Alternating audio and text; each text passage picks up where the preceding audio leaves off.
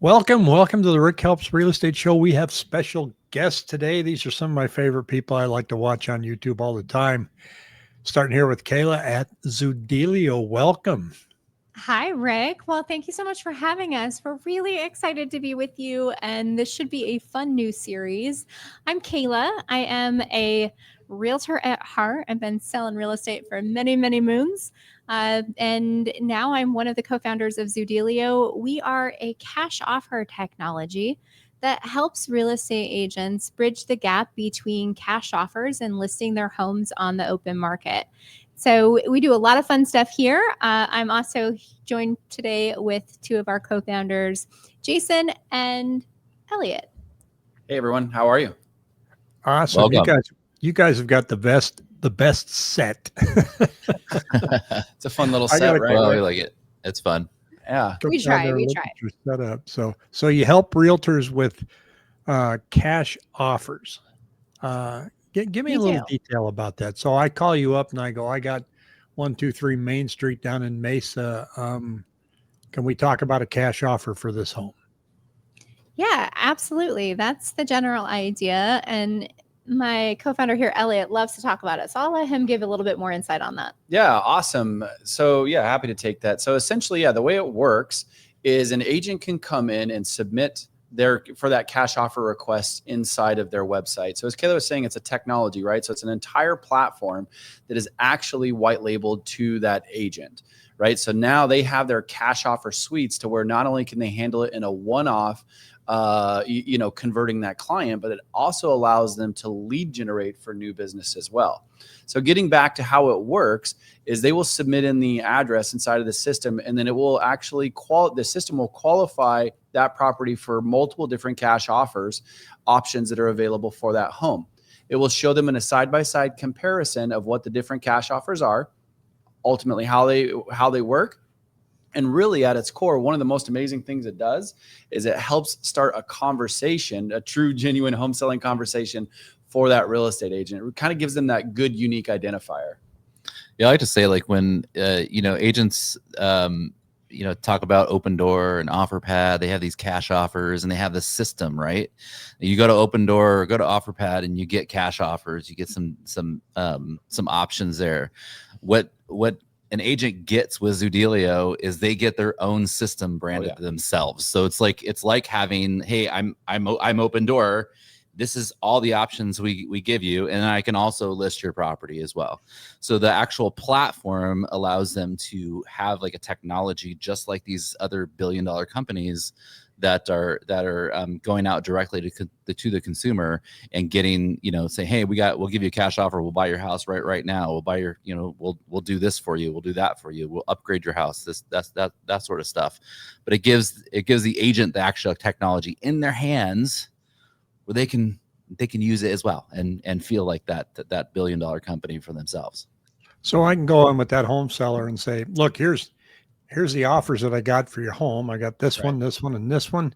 And we can look and see which one is best. Or now, if perhaps those offers aren't high enough, I can list your home and here's your net sheet for each scenario.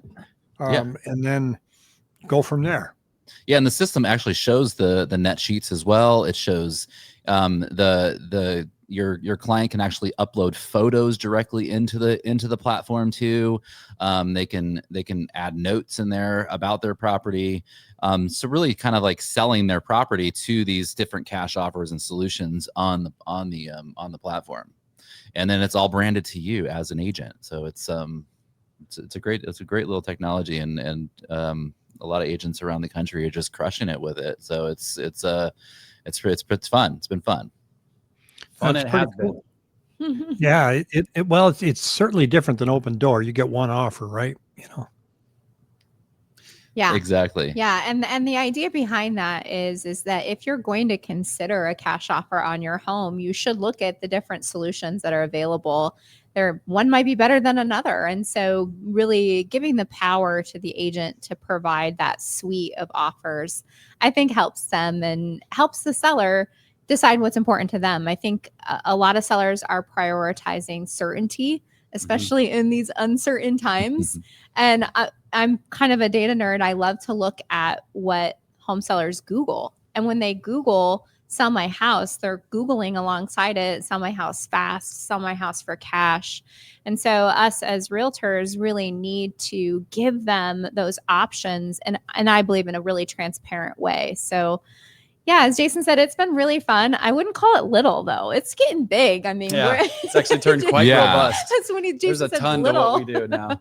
I'm like, it's not little anymore, but yeah, it's been fun. And you know, Rick, we connected with you. Oh my goodness, was it 3 years ago? Yeah, It's so a minute. 2023, A while I ago. think. Yeah. And so we've been enjoying your channel, watching your content. We love how you have such a pulse, especially here in the Phoenix market, and you kind of, you know, really shed a lot of insight for sellers and buyers on the real estate market here in Phoenix. And we just love your channel. So this has been this was a neat little collab. Yeah, It's a I'm big hoping we collab. can pop on here, maybe at least once a week. Cause I'm glad that you said, you're a data nerd, because I've turned into one. And so I enjoy watching. Not only do you guys follow the data, but you're really on top of industry news that, sometimes just only interests the realtor, but the consumer really doesn't know what's going on in the background a lot of times. This has certainly been the year of really silly lawsuits, and you kind of help us stay up to speed with that. And then lately, what we're seeing now is acquisitions. Oh yeah. Compass buying, what is it, Anywhere? Yes. Yes. Yes.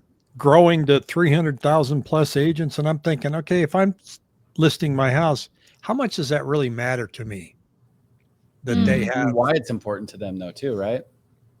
Yeah. I mean, but it's that stuff kind of happens in the cloud. Nobody really sees it. Mm-hmm. Occasional headline. So I'd like to jump in from time to time with you guys and go, okay, what else happened this week? Because, your average person says, well, I'm going to work with Jason. I'm going to work with Kayla because they're an agent that I know. And, a year from now, they might not even be able to say what brokerage you were with. So but true. Very true. Because I ask people, like, oh, I listed my house last year. I go, oh, who was the brokerage? It was Tim. Exactly right. Yep. They don't know. So I know that there's power in the brand, but how much power is in the brand? And I know that Compass is trying to get a lot of their listings and just kind of keep them in house. So now they've got this struggle and battle with Zillow. And it's like, I grab a bag of popcorn, just sit back and watch it. Yeah, and I think that's the reasoning behind part of the acquisition is for that power to be like now we're even bigger against Zillow. And I think that's it's definitely an interesting play. We'll see if it actually goes through. But I don't know. Yeah. I know Zillow they've been trying to get some data or some information through the courts. They did. They did. I think the courts said that they had to give it away, right? Or give it up. So Compass is, first of all, Compass and Zillow are in a big lawsuit. Yeah, feud. And Nice little feud. Compass is trying to challenge some of Zillow's rules. So Zillow has this thing where if you're an agent and you go out there and you take a listing, they're saying that if you don't upload it to your multiple listing service immediately, then that listing will essentially be banned from Zillow. And so Zillow wants, their goal is for a home buyer or home seller to go onto Zillow and to be able to see all the listings. And so they're forcing us agents to upload our listings immediately into our MLS. And if we don't, they're going to shut our listing off. That listing won't be seen on Zillow.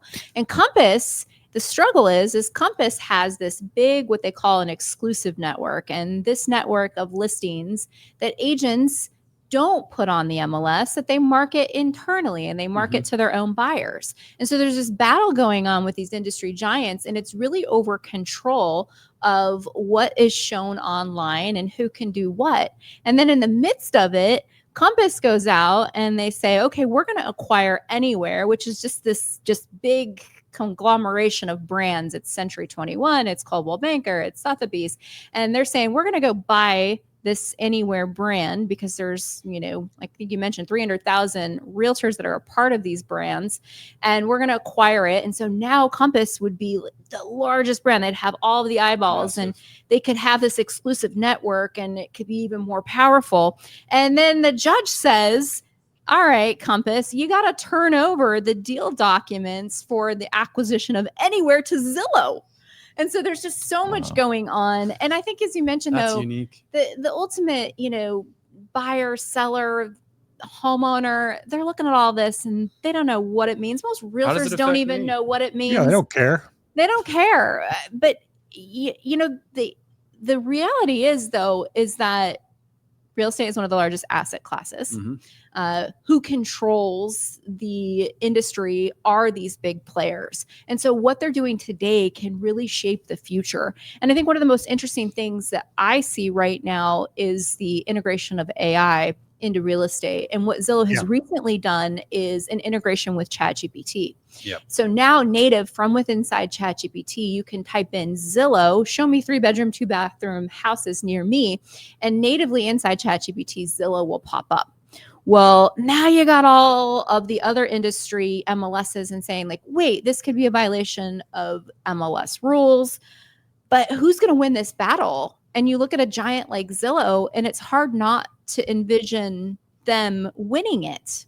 So yeah, I think, what I struggle with is, I get what Compass is trying to do, but then again, I don't get what they're trying to do. In other words, I don't see, if I'm listing my house, I want eyeballs on that everywhere. I don't want to just be in Compass's world. Yes. So I don't know how I could go on an agent and go, be exclusive with us as Compass, because we've got all these buyers, and go, wait, so I'm not going to be on Realtor.com. I'm not going to be on Zillow, because I think Compass can go ahead and strong arm this and say they've got all these agents, but they don't have the eyeballs that Zillow has. I mean, like it or not, I don't care what buyer I get or what seller I get. Even my website, it's okay. It's not, state of the art, but it's pretty good.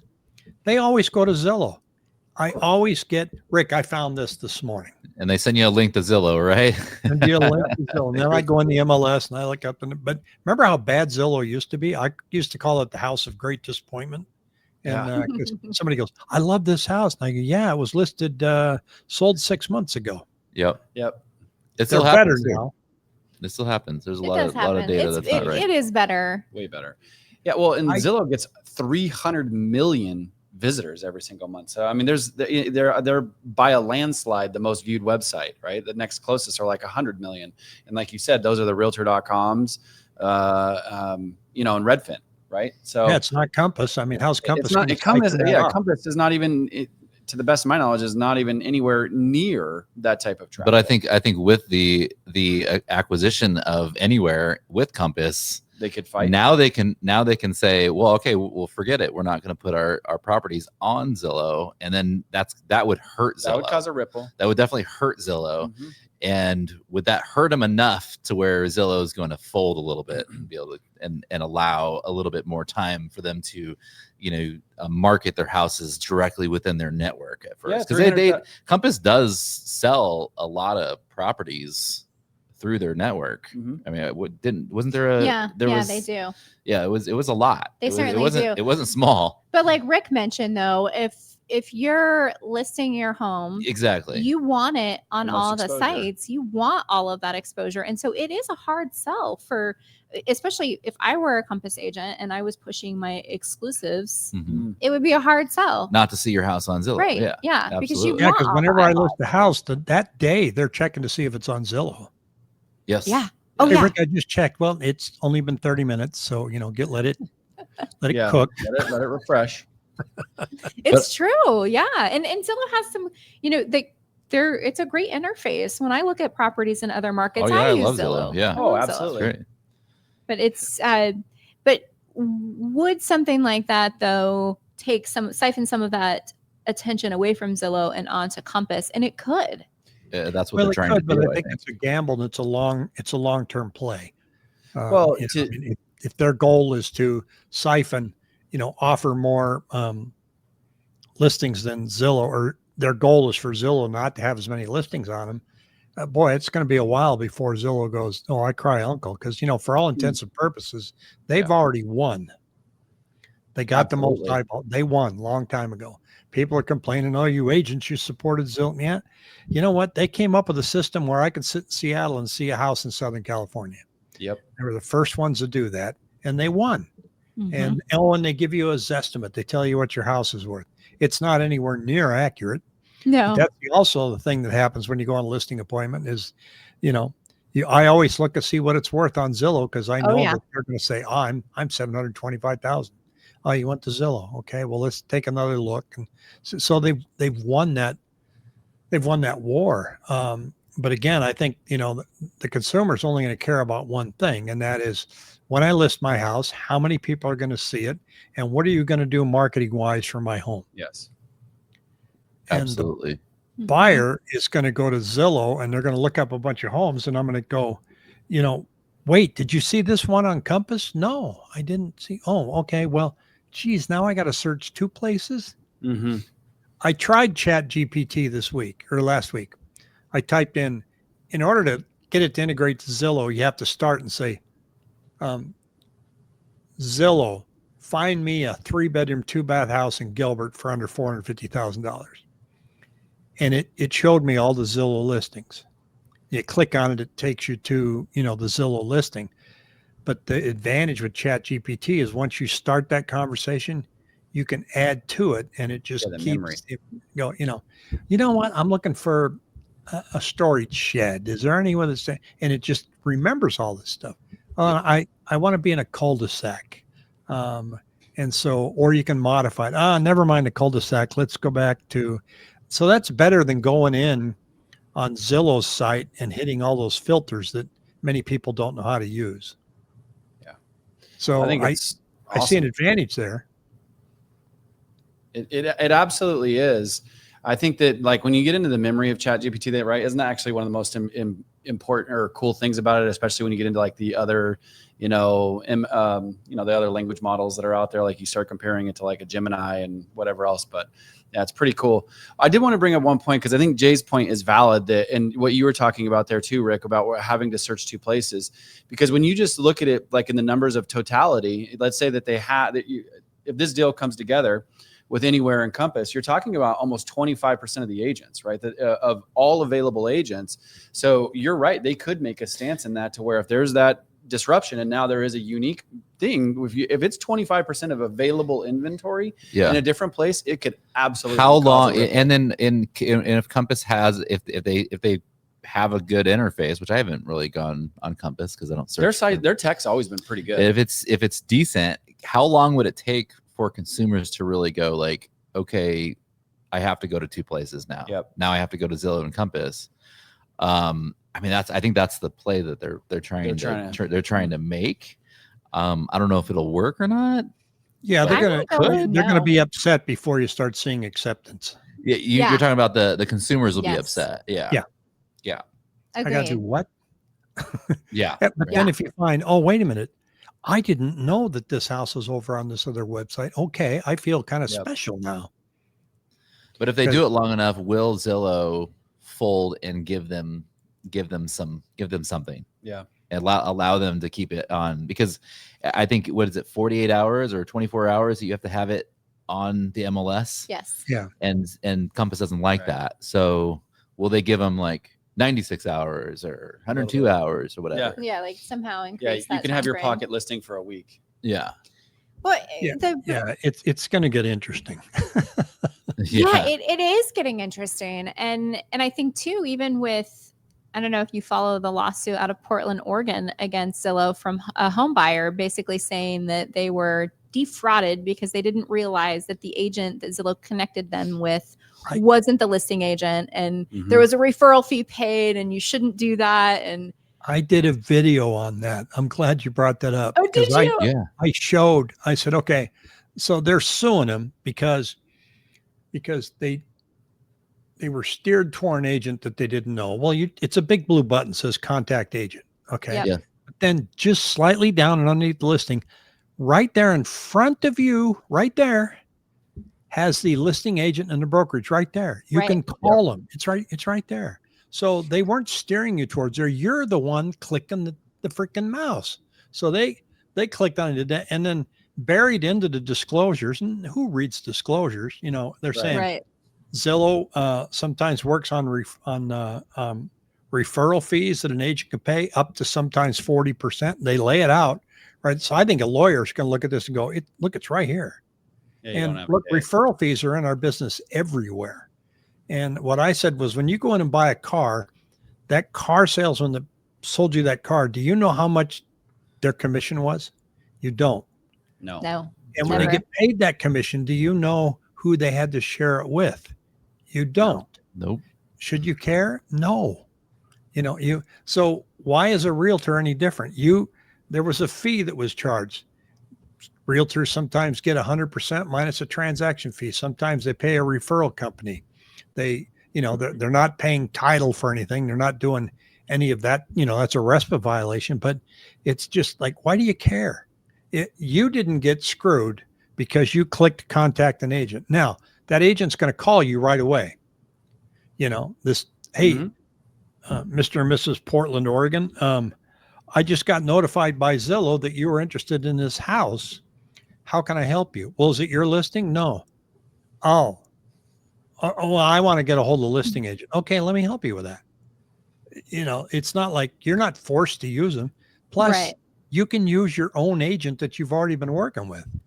So these lawsuits, they're too simple, and there's so much misunderstanding in the business that the only people winning are the lawyers. Oh, Good agreed. point. Oh Good yeah. point. So true. And is that the play? I mean, do the lawyers just see opportunity, and that's why we're seeing all of this? It makes you wonder.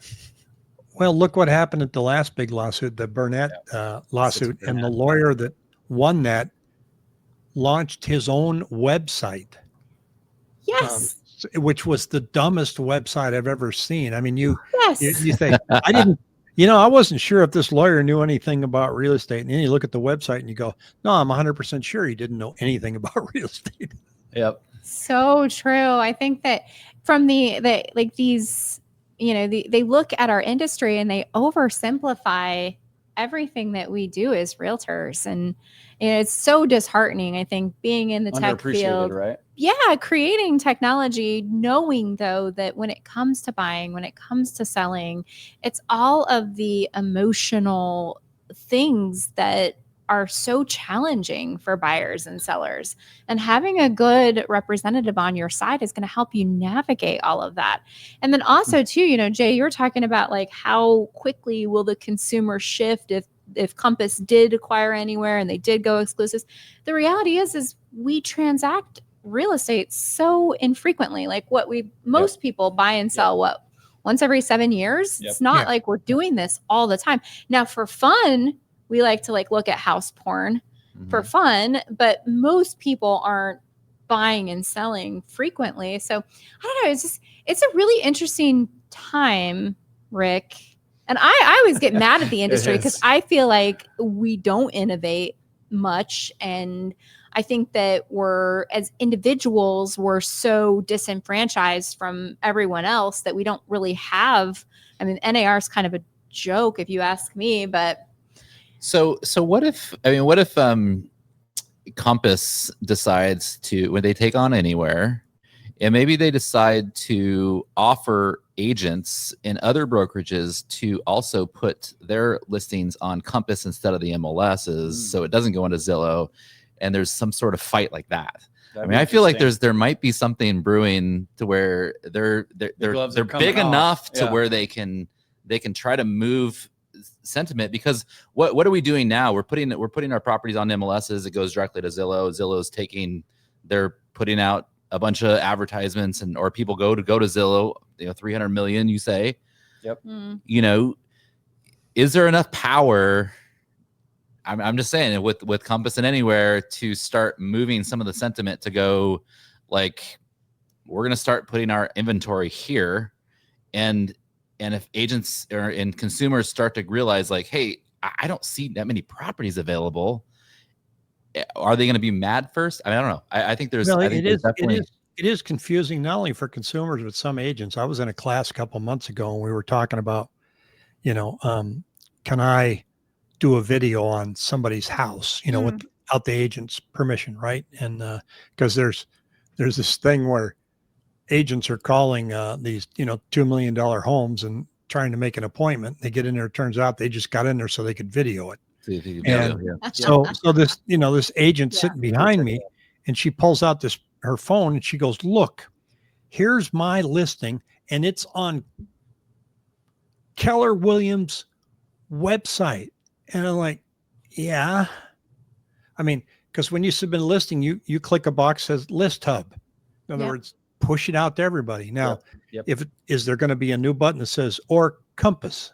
Yeah, there could, right? I think it could, and it could, and I think maybe, I mean, if the industry hates Zillow so much, and they're trying to, you said that they won the war, Rick. Maybe they nuke Zillow. I mean, I don't know what's going. Obviously, Zillow is scared because they're going to court saying, "Hey, I want to see this information, see the deal information with Anywhere." Mm-hmm. So they're obviously taking offense to this. Yep. Why are they taking offense to it? Because is there enough power to try to overthrow Zillow and do something to ruffle those feathers and bring that stock down? Well, it's going to be happening in the background versus, as far as the consumer's eyeballs are concerned, but we'll sure keep everybody up to speed on that here, and then any other advancements in artificial intelligence that we're seeing. There's a lot of pushback on that. I use it for market reports, but I still, when I get them, I still have to read them and go, I don't know where they got that number, and I go in and correct it, but they format it really nice. So when I send it to you, it's very impressive.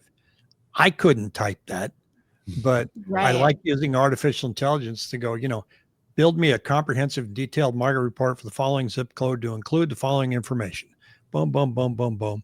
And then I'll get a number that doesn't look good, and I'll go find another source.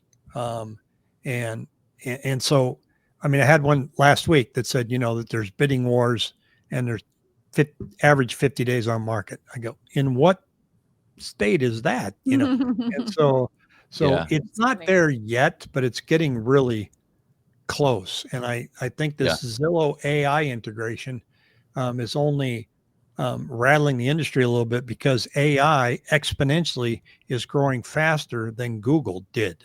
Right. Oh yeah. Right. Oh, yeah. So I mean, I don't use Google to search for anything anymore. Yeah. Who even Googles? Yeah, exactly. Hardly right? ever. Right. Yeah, Agreed. chat and GPT is everybody's new best friend. Yeah. Well, is there still some skepticism around AI by, certain percentage of the population? And I think that there is. We released an AI tool here at ZOODEALIO, and we had some pushback from people, some crazy comments that came through like AI is going to take over the world. And so I still think that there are some people that are nervous about it. I had pushback too. Yeah. Yeah. And so, but you're absolutely right. I mean, using it to really grab that detail and make sense of it is incredible, but it does hallucinate. Like we talk about this on our show a lot. There was a guy who basically you can get ChatGPT to agree with you on anything. And there was a guy who had a business idea. It was selling shit on a stick. And like ChatGPT was like, oh yes, that's fantastic. Here's how you do it. And like gave him this comprehensive business plan on how to do that.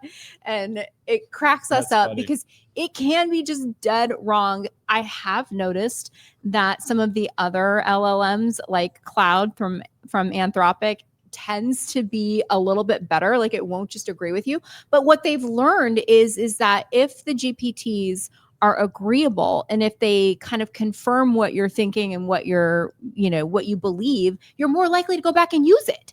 And so they're kind of incentivized to give you wrong information or reinforce wrong information. Elliot's got something to say. I can get along.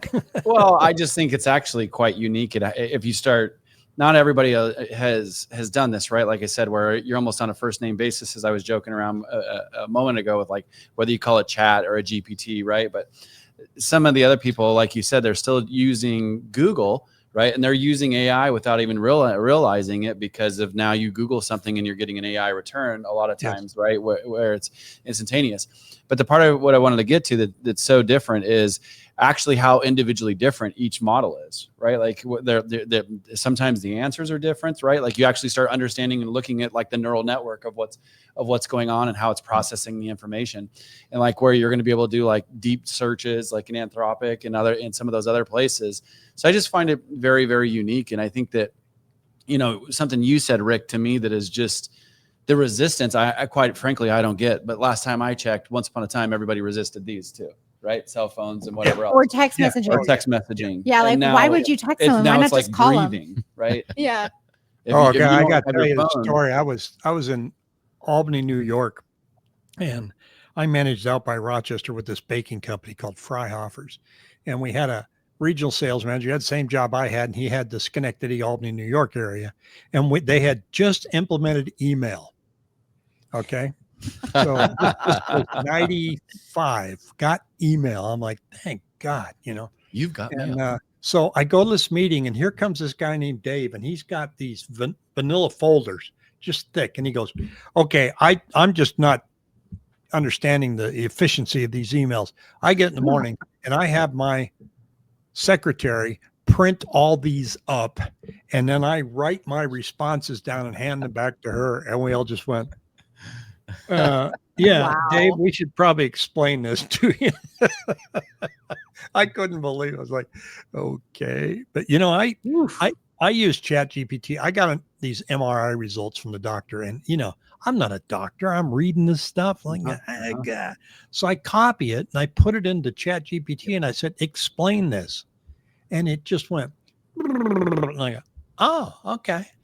That's what it means. I mean, here's what this means when you see that word. And then here's, you know, I don't know if my doctor's going to like that I did that, but I understood it. You know, I'm going to tell him, hey, here's what it told me. But it just, and anything that I do, that's what I tend to use AI. If I don't understand something I read, I copy it, I put it in there and say, you know, dumb this down for me.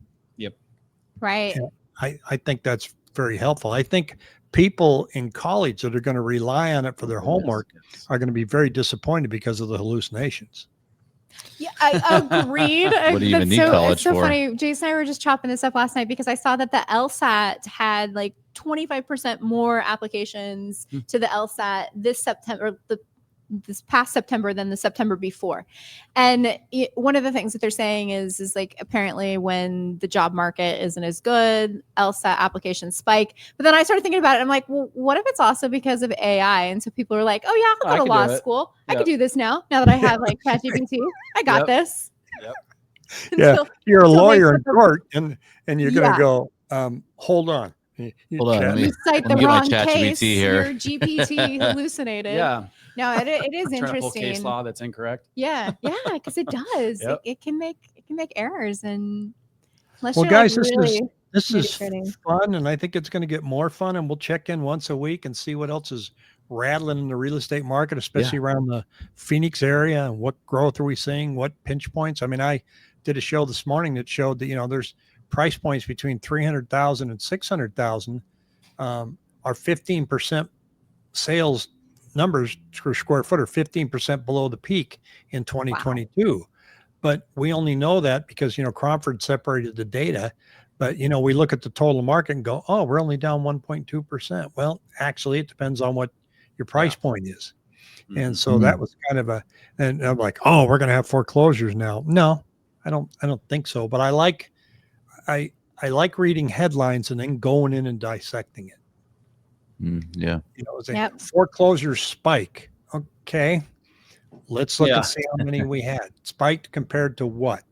Exactly. Spiked from zero. That's where it spiked from. The headlines do more to terrify than clarify. And I love that you unpack them.